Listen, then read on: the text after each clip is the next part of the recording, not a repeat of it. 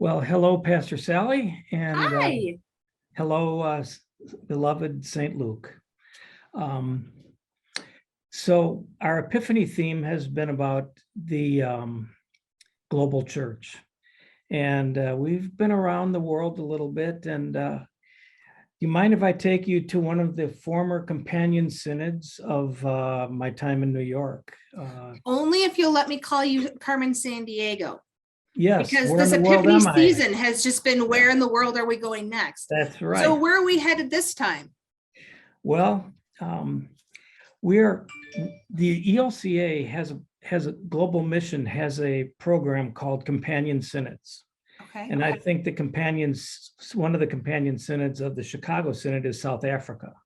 But we had two companion synods in New York. One was Tanzania, and I've talked about Tanzania. Yeah. I'm still promise I'll bring my drum in at some point. And the other was the Lutheran Church of Romania.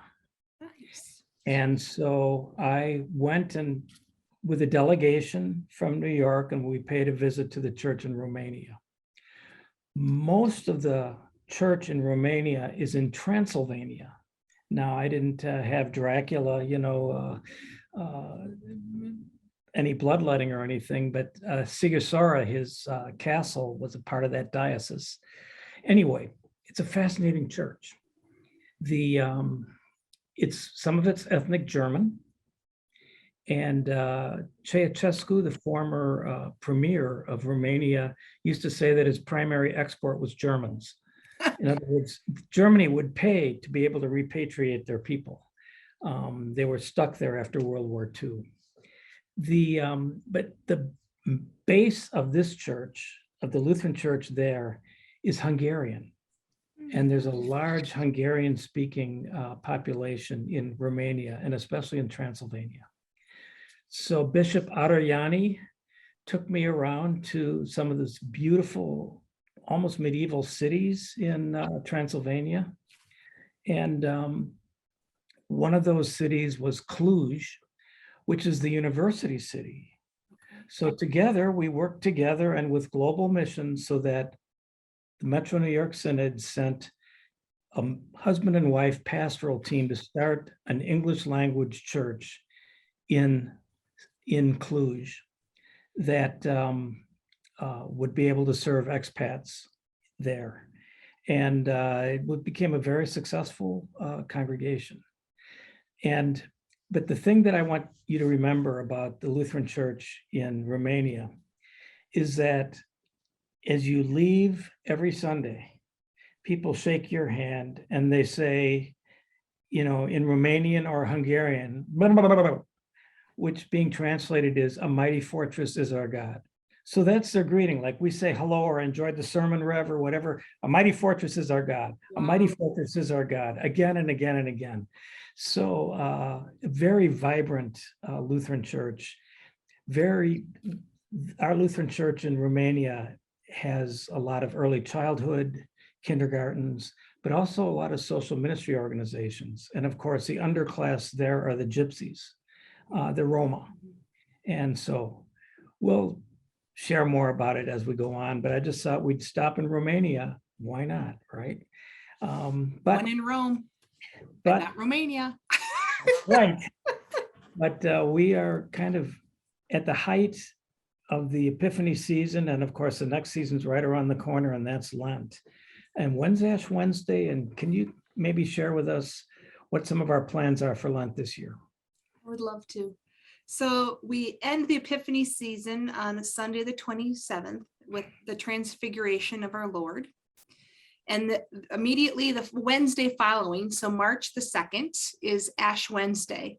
And there is a tradition of the imposition of ashes. And we're going to be offering two opportunities for that this year. First, from 11:45 to 1 p.m., there will be ashes to go with a mini liturgy similar to what we did last year in the parking lot just south of St. Luke's along Cedar Street. You'll drive through. If you remember doing this last year, you'll find myself and Anne to be able to do the imposition of ashes.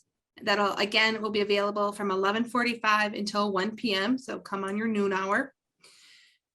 In the evening at 6 p.m., we will be bringing back our soup suppers. So we are looking forward to being able to use the brand new kitchen that got done just in time for COVID to hit. We are excited to be able to offer that. We are working with our COVID task force and our church council, the hospitality team, and others to make it be as safe as possible. But you would be invited to come and participate in those soup suppers between 6 and 6:45 p.m. And then at 7 p.m. will be worship. So we will have an Ash Wednesday worship, including the imposition of ashes. In the subsequent Wednesdays of Lent, we will have a very similar schedule of 6 to 6:45 soup suppers and a 7 o'clock evening worship. We will be utilizing Holden evening prayer as a part of those Wednesday nights. Sounds wonderful. And like we had a theme during Epiphany Global Mission, I understand that our theme for this coming Lent is creation. And all God, caring for God's creation. So you will see a number of different cabinets participating during the season of Lent in different ways around creation. Our green team is excited to encourage you to pick up a Lent habit for 40 days rather than the tradition of giving one up. They've put in significant research and time and energy in helping us all to be able to become more green.